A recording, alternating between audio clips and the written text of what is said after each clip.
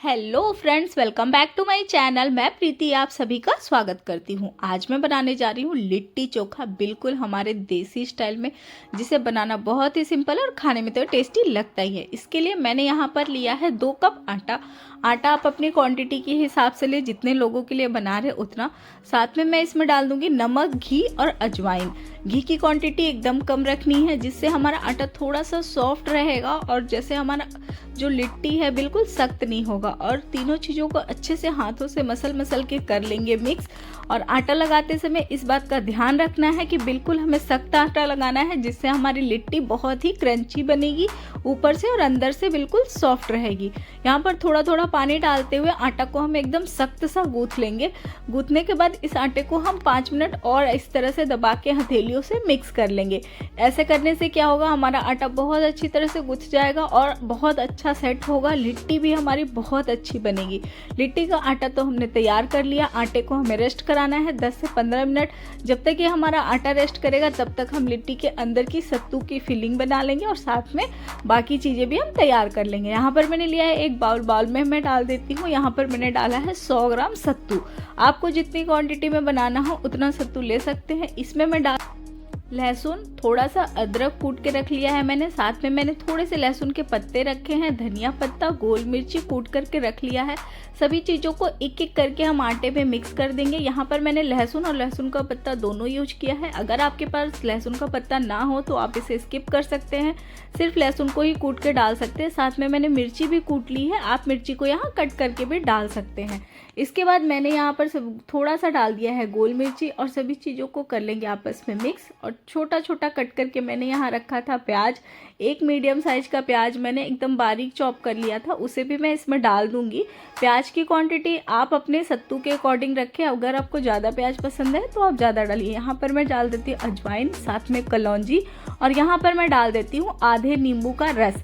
बहुत ही टेस्टी लगता है सत्तू की फिलिंग अगर आप इस तरह से बनाते हैं। और इसके साथ मैं डालूंगी अचार का मसाला, जो आम के अचार का मसाला है।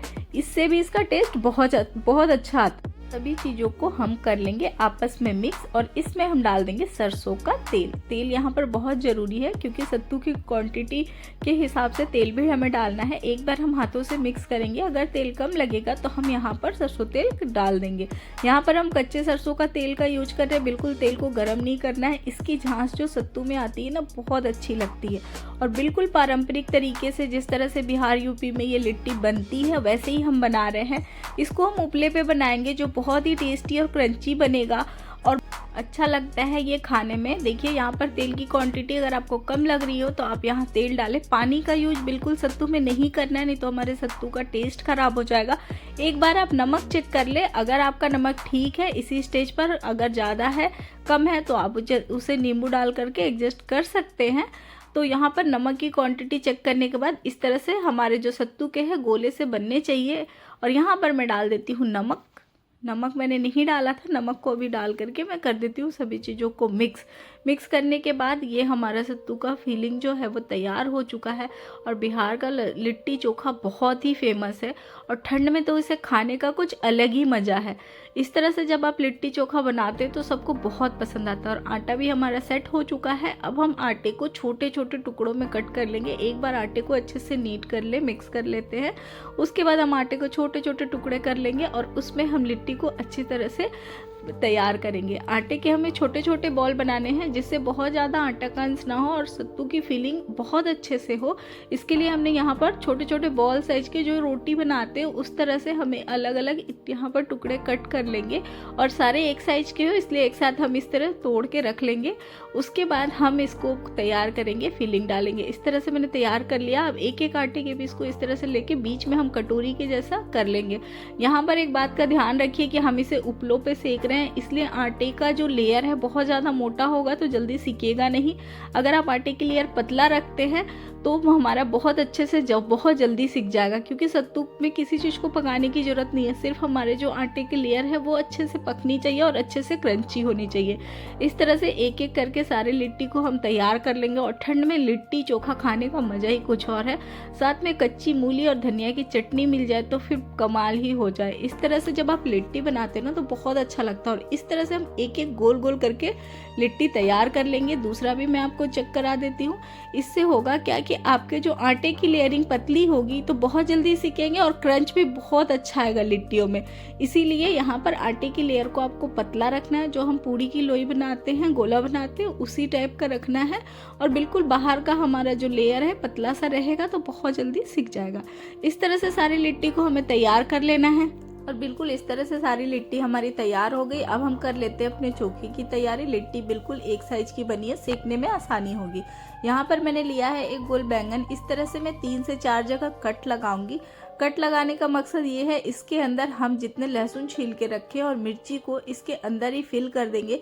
जब मिर्ची और लहसुन अच्छे से पक जाता ना तो बहुत अच्छी खुशबू आती है इसका, और टेस्ट भी इस जो चोखे का है ना बहुत अच्छा आता है। यहाँ पर हम बिहारी स्टाइल चोखा बना रहे, भरता नहीं, भरता की रेसिपी अलग होती है। यहाँ पर हम चोखा बना रहे हैं, इसलिए आप लहसुन और मिर्ची को एक बार इस तरह से फिल करके बना के देखिए, बहुत ही अच्छा बनता है और बहुत टेस्टी हमारी ये चोखा बन करके तैयार होता है। और ये हमने तैयार कर लिया। अब इसमें हम ऊपर से लगा देंगे थोड़ा सा सरसों का तेल, जिससे हमारा बैंगन और टमाटर बहुत अच्छे से पक जाए ऊपर से और अंदर से बिल्कुल जले ना, इसलिए थोड़ा थोड़ा तेल जरूर लगा दें। और यहाँ पर मैंने उपलों को भी अच्छे से जला करके तैयार करके रख लिया है।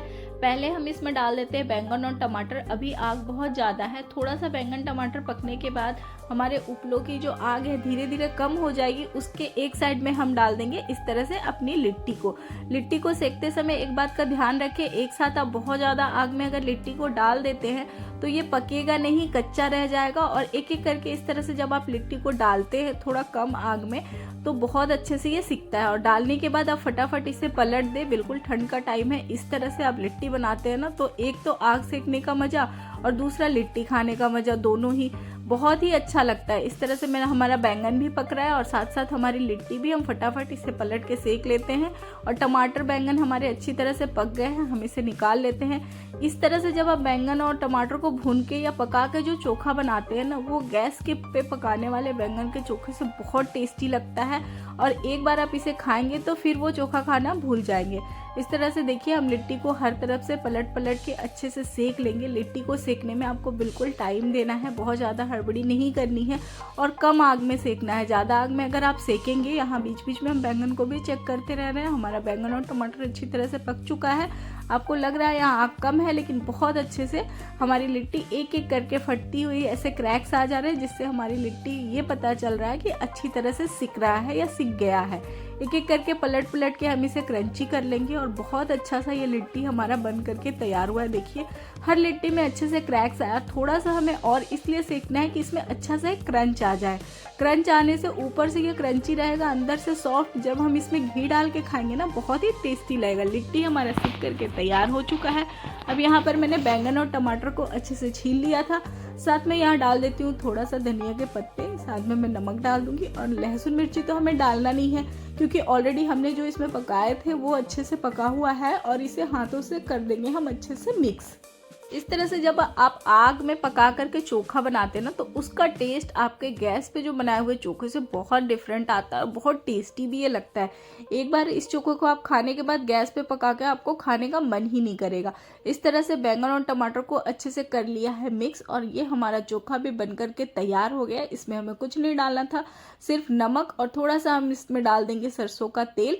सरसों का तेल का फ्लेवर इस चोखे में बहुत अच्छा आता है। और यहाँ पर हमारी तैयार हो चुकी है लिट्टी को भी हम इस तरह से गर्मा गर्म घी में डिप करेंगे और इस तरह से सारी लिट्टियों को हम तैयार कर लेंगे। बिल्कुल हर लिट्टी में देखिए हमारे बहुत अच्छे से क्रैक्स आए हैं और हमारी यहाँ पर लिट्टी बन करके तैयार हो गई है।